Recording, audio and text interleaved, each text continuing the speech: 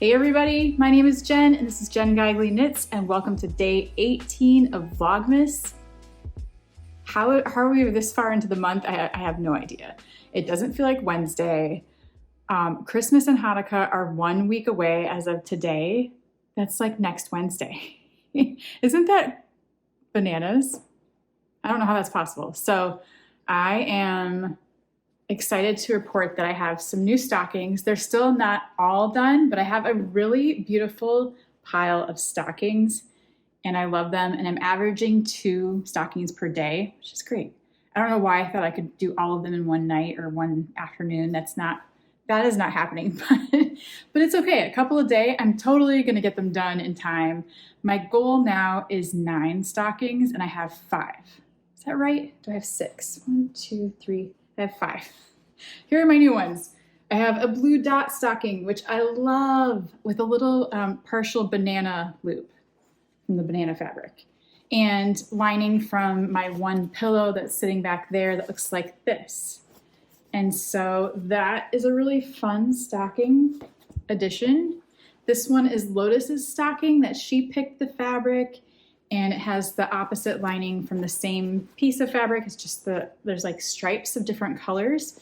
And so I just kind of kept that similar and I did a little green loop for hers. And then you've seen the rest, the cats, the black and white with yellow, and the green with black and white. Or the banana, there's the banana. See, that's a fun surprise. I'm absolutely loving this holiday project. I'm loving how the stockings are turning out. I have realized as I've been working on this that these prints and these patterns are too bold and too big to cut into smaller pieces. Like even if I did cuffs, it was getting to be too much. And I just want to see each print in its entirety. Because the first pattern I looked at for stockings had quilted cutout motifs in the middle of each one. And then I realized this is going to be too much, or it's going to mess up the big patterns. Like I can't cut into the cats and cover up the cats, or you totally lose the cats. And same with even the blue dots. Like if you mess with the blue dots, you're not going to see the big blue dots. You just have to leave them alone so they can do their big blue and white dot thing. So I'm happy with how these look. Next, I'm going to work on the pink and red pattern. That's the next stocking that I think I have on deck. And then the pattern that goes with this stocking, I'm going to do a stocking that this lining, it's like tan with these big green leaves. I'm going to do that on the outside of a stocking. And then one more, maybe the yellow stocking or the one that is like the blue background with the pine cones and the holly berries. So we'll see. The sweater I am wearing today is the Crowberry by Helene Magnusson. And she's the one who is leading the Icelandic tour that I'm going on in June. And so she designed this for the Modern Daily Knitting Field Guide. I can't remember which number it was. One of the like 22 or 23 maybe. It's very recent, so it's like one of the newer ones. But this is based on the Icelandic moss and also the crowberries. So there's real crowberries that grow and they're sort of like little blueberries. And so these are tiny little baubles in here and also on the sleeves that are like, there's berries growing on these branches, which I think is really, really fun. Just little baby baubles that are barely noticeable, but it gives it a little bit of depth and texture, which I love. And this is just lopi. So it was a pretty quick knit. And I love that it's kind of boxy and not really cropped, but just at the waist. And then the back is a little bit lower. She made some short row shaping to make it kind of a longer back, which I really like. And I just don't wear the sweater enough, so I thought I would get it out today. And I'll probably have to wear it in Iceland because she designed it and she's going to be there. And I'm going on this tour, maybe amongst the berries. I have no idea, but amongst the moss for sure, I think. So anyway, I just wanted to wear this today because it's cold again. And lopi sweaters are surprisingly warm because they're kind of lightweight, especially this one. It has kind of a looser gauge, not really, but it's not like tight, stiff sweater at all. But it's very cozy. And lopi, I know some people are bothered by it or don't like the feel of it, but I really don't mind it at all. And I just have a t-shirt underneath, just like a short sleeve t-shirt. It doesn't itch me on my neck and it doesn't itch my arms at all. It just feels warm and cozy for a cold day outside. And I really enjoy wearing these sweaters, and I want to make more lopi sweaters. I would love a black, well, I'm making a black cardigan also. I'm making a Felix black cardigan out of Let Lopi that is getting closer to being done. I really want to finish it because there's like, I have a black dress I want to wear it with for possibly a holiday party. And I have like an outfit planned for that, but it would be really great with a black cardigan that I made myself. But I love lopi sweaters. I want more of them. I want that black cardigan to be done. And then I want to make a black and oatmeal colorwork sweater. There's a couple patterns I have in mind. There's the Ridari, which is a real classic Icelandic pattern. There's one by Tin Can Knits.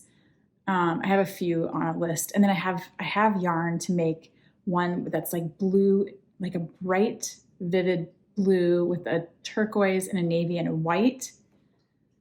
So I have some lopi on deck for some different things, but I need to see, here I go again. I need to get that Mosi closer to being on target before I get all crazy with the other lopi sweaters I want to knit. But anyway, I love knitting with lopi. I love lopi sweaters, and this will probably go with me to Iceland. And if not, I'll enjoy it here at home, but it would be great to wear it in Iceland, probably.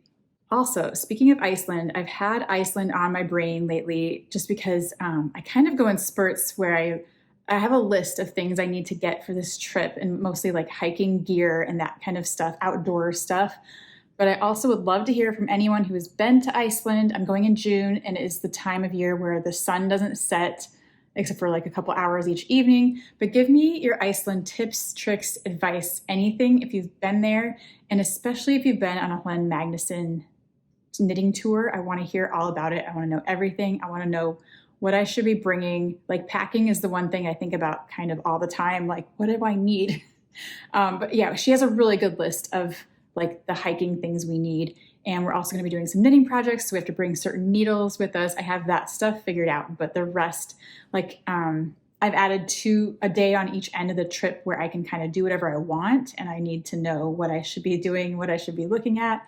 I do want to go to the stores where they sell the hand knit Icelandic sweaters and mittens and hats. So that's kind of like, I want to do that. I want to see the grocery stores where they sell the lopi. I want to do all those things, but tell me everything else. Tell me about food, touristy stuff. Like, give me a little list of things I can add to my other list so I can, I don't know, daydream about it until June. Next, I want to take a look at day 18 of the Delia's Countdown from Fashion School Dropout. 18. How is that possible? I know it's possible because I've been doing this every day and I know what day it is, but it's like, whoa, we're so far into the month. And just yesterday, she was posting on her Instagram from day 17, little post. She posts every day, like the little reveal. And she was like, I don't want this to end. And I don't want this to end either. But also the holidays are coming and we're doing all the things. But anyway, let's take a look at day 18. Ooh, I love this one. Okay, this reminds me of,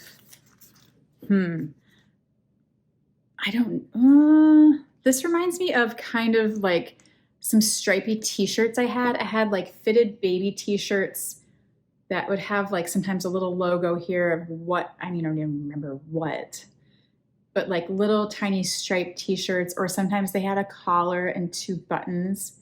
It reminds me of those shrunken baby stripy tees, like these kind of colors maybe, but this also could be like, the plaid pants. There's also plaid pants that I'm kind of thinking of, or it could be, gosh, these colors? They remind me of a lot of things. I don't know. It could be cargos again. It could be the bright, wide leg pants. It could be, man, I just have to look. Photo print tank. Oh, okay. I wonder if it's what I'm thinking of. Let me go look and see if I can find what I'm thinking of. Okay, I didn't quite find what I was thinking of on the internet. I was doing all the different weird searches of the Delia's catalogs. They're all cataloged online. You can find every Delia's page of the catalogs, but there's several years to go through. But anyway, Delia's had t-shirts, dresses, button-down shirts, swimsuits, everything with the photorealistic prints. And it would be like a photo, it would be flowers or a little like outdoor scene, but a lot of florals, honestly. So, but I can't wait to see her inspiration pic, and I'll put that here so you can see what it was supposed to be. It was the photo print tank. There is a tank top I am thinking of that I cannot find, but it's got to be that one. And I love these colors, bright orange, bright teal, kind of a yellow, really, really fun. And I love this countdown so much, and I say it every day, but it's true. Next, let's look at Kylie in the machine for day 18. And the clue is a reminder to carve out time for creativity. And it's a little koala. Okay, 2 adorable tags, and they are kind of the reverse of each other. And they say, time well spent, on blue and white. Oh, I love these. Those are great. I think maybe these tags would be cute inside my stockings too, possibly. Like I could just hand stitch them in after the fact, because obviously I'm not going to go back and take them apart and, you know, sew them in properly like I maybe could have. But it's kind of a memento of this holiday season and this exact year when I got these tags and made the stockings during the holiday season. And I'll probably remember that someday and be like, wow, that was cool that I did that. Look at these stockings that, you know, it's funny because the holiday decor you collect kind of becomes part of your holiday memories and your experiences over the years. So it is cute. Like I'll always love my knitted stockings, and they are amazing and cute, but we've had them a while.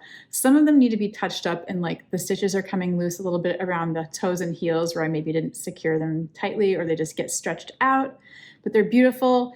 And they've been part of our holiday memories for many years now. And now I'm excited to hang up all these new IKEA stockings as well. And it's another handmade thing that it's like handmade holiday memories that I love. Even knitting my kids' sweaters for this holiday season, even if they don't wear them that much. Like I tried to make them though simple and basic so they're very wearable if they want to wear them.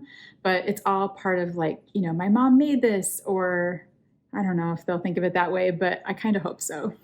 Next, I'm going to open one more thing from the Trader Joe's countdown. I just have a couple of these left, but it is a Beverly Hills hair mask. That sounds fun.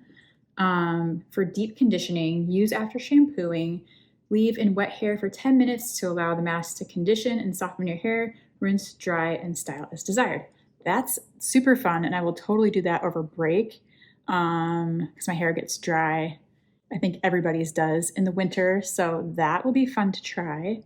Okay, I'm trying to think through my day of what else is happening. It's just work, getting ready for our extended family holiday thing on Saturday. I know I'm saying this every day. I got a little bit of knitting done last night, which was really nice and really fun and enjoyable. But I just want to finish the stockings. And this is something else I say every day. But if I can get 3 stockings done today or tonight, I'll be done. And then I can start the side tie vest and knit the things I'm already knitting. And that would be so nice. Also, this is fun news. Last night, my friend Erica texted me and said that my half-hour hat was on Hot Right Now on Ravelry, which is so hard to do. It is so hard to get on Hot Right Now. Because there's so much stiff competition. There's so many good patterns and amazing designers right now, you know, coming out with patterns left and right that we all want to make. But I hadn't looked, and Erica's like, you're number 25 on Hot Right Now, which means your pattern's getting a lot of attention. She looked it up because I didn't even know what it was based on, but because I was like, is it because of hearts liking, or is it the downloads? And I think it's just like clicks and attention, and like people are looking at it. So thank you for checking out the half-hour hat, Jen's half-hour hat, whatever I decided to call it. Go download it, go knit one up for a gift or for yourself. It's such a quick, fun project. I happen to have a lot of this weight yarn in my stash, but if you don't, you can hold yarns together to get this gauge. But do check your gauge, because some people were saying their hats are turning out, you know, bigger or smaller. So it does have to be a super bulky yarn to get exactly this size. And then you can go down a needle size or up a needle size depending on how big you want the hat to be. But I use a US 15. I also sometimes knit this on a US 13. So it varies, and you can kind of adjust it to make it the size you want it to be. But thank you for checking out Jen's half-hour hat. I get so excited when something is on hot right now because it's a big deal, let me just tell you. So thank you, that's super cool. Also, stay tuned for part 3 of Yertle the Turtle, read by Bowie, my sweet kid. This was all his idea. He was like, what if it's Jen Geigley knits and Bowie Geigley reads? And I'm like, you are the cutest. And I encourage any kind of reading. Reading has been kind of an uphill battle for him, and he's doing so well. And also reading, and he's been in a little bit of theater. It really helps his expressiveness and not like a monotone way of speaking. I don't know how to explain this, but that's like a big part of even therapy for kids with autism is speaking, speech, also comprehension and telling a story. It's all huge. Communication, it's like the biggest thing. And one of the easiest things you can do is read. And so I love it when he reads to us. I love reading to him. And thank you all so much for your kind comments about his little story time, because this was all his idea. He wanted to do it. I'm not making him do this at all. I would never. But he's like, can I be on your YouTube and can I read a book? So instantly I was like, yes, please read a book to my friends who are knitters on the internet. We'd all love it. So, and his choice of book, Yertle the Turtle, which is a Dr. Seuss book, but he obviously is obsessed with turtles. I'm sure you've noticed that's like his favorite thing. But it is a really honestly meaningful story, and it hit home. And he even on his own, he related it to the election and the outcome of the election, and how he sees things very black and white and very like good and bad and right and wrong and nice and not nice and kindness and, being not kind to people. And so he's a sensitive kid. You can probably tell he's a sensitive soul. And so this book, I think, really makes him think about things and feel certain things. And I think it's one of his favorites. He reads it all the time. He reads it over and over again. And so that's why he's so good at reading it. And I love to share that with you, but thank you for your kind comments and understanding. And thank you for sitting it out for, 3 sessions of Yertle the Turtle. Today's the last one. So thanks.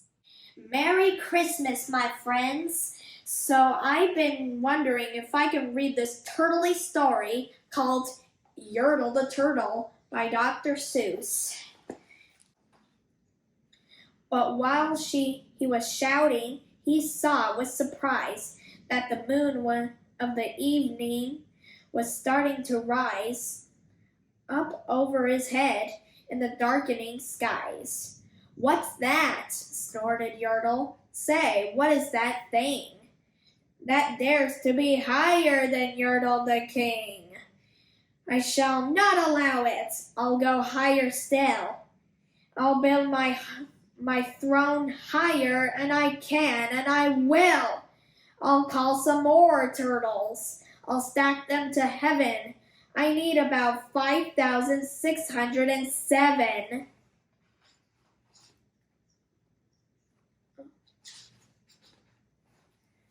He's looking at the moon. So high up. He's like, huh? But as Yertle, the Turtle King, lifted his hand and started to order and gave the command, that plain little turtle below in the stack, that plain little turtle, whose name was just Mac, decided he'd taken enough, and he had, and that plain little turtle and that plain little lad got a little bit mad. And that plain little Mac did a plain little thing. He burped, and his burp shook the throne of the king.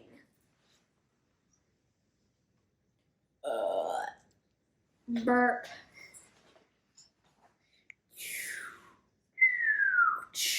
And Yertle, the king of the trees, the king of the air and the birds and the bees, the king of the house, and a cow and a mule. Well, that was the end of the Turtle King's rule. For Yertle, the king of all Salamason, fell off his high throne and fell plunk in the pond.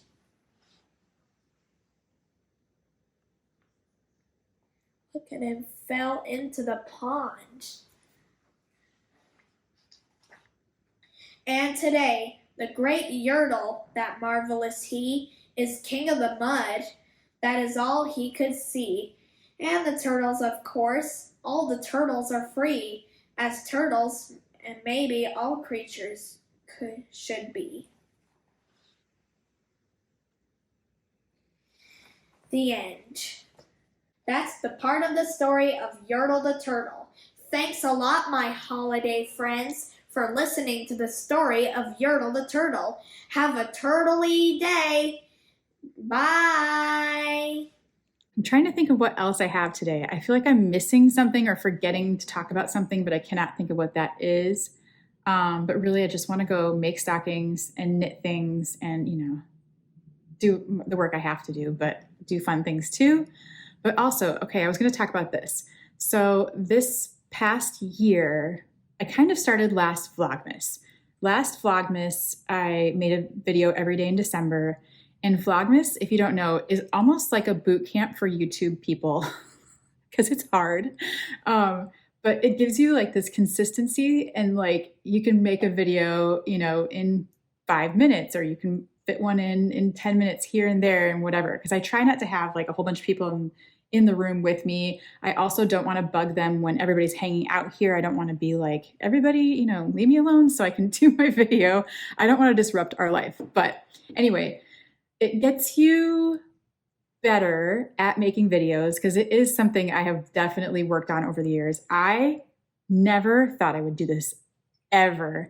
Public speaking and speaking at all in general has always been one of my biggest fears. Like I had a phobia of speech class when I was in school. I had like a horrible experience with one of my speeches. It was just like traumatizing, honestly. And I was a very, very quiet, shy kid. I did not want to talk. I was voted quietest in my high school, like senior graduating class. I was that kid. I was silent. I wanted to blend in and like be in the background. And so it's very surprising that I would ever do anything like this, but it is something I've always wanted to work on and get more comfortable with. And that honestly started when I started teaching knitting classes locally about 15 years ago. Gosh, I think it is. Yeah, like 15 years ago, I started teaching in schools with community education and with kids and adults and whoever. And so I pretty much forced myself to do that. And I was terrified for a long time. Every single class, I would get so nervous until it became so second nature to say these things and share this hobby, which is something I love so much that made it easier. And then I wanted to do that on YouTube. So I started years ago, if you look way back in my videos, which you don't because they're bad. But I started doing little tutorials for some of my knitting patterns. I did a Learn to Knit playlist because I was teaching in these schools. And sometimes I would send them home and be like, well, go watch this video in case you need a reminder of our cast on or the knit stitch or anything like that. So I would have people look at that playlist for a reminder, and it was part of my teaching, like whatever, tools, I guess. So all of this led up to eventually I started making videos just like this, like boring me sitting in my living room, or it kind of also kickstarted after I made my first Rhinebeck video. And that's where I was like, maybe I could do this more regularly, or maybe I can share my travels. I just love to share about knitting. I love to watch knitting videos. And so I started to make knitting videos. And anyway, what I'm getting at is last year after Vlogmas, I had, made all those videos. And then all of a sudden I was like, wow, I can, before that, I think I was making videos kind of sporadically, just like every 2 weeks, every 4 weeks, like every month. It was just whenever it happened, which was nice and good. But on YouTube, for some reason, it likes it so much better when you're consistent. And so all of 2024, I don't know if you noticed, but I made a video every single Saturday, and it uploaded at 7 a.m. my time. And I did not miss a single Saturday, which sometimes was hard. Sometimes your week gets busy and you feel like you can't fit it in, but I managed to do it because I just wanted to see if I could do it for a whole year. And then the Vlogmas, I always kind of challenge myself. It's a personal challenge and nobody cares if I take a day off. Like, you won't care. it's fine. But once I have like so many days built up, I can't skip a day. Like I couldn't do it. So anyway, so I'm just thinking about 2025. Will I make a video every week? I always wonder, do I have enough to talk about? Do I have anything to show week to week? Do I have anything new or different? But I think it's just fun. You know, it's just, that's reality. Not everybody can make a sweater a week. Some people do, but not me. So I don't know. I think I don't even know what I'm getting at here, but I'm just thinking about the year ahead and, you know, making some goals. And do I want to keep doing weekly videos? Do you guys like that? Do you care? Is 2 weeks enough? Do you like every Saturday? Do you come back every Saturday? Do you like, you just found me and you're like, what is she talking about?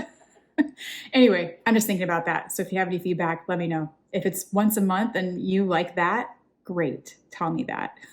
That is all I have for today. Thanks for hanging out here as always.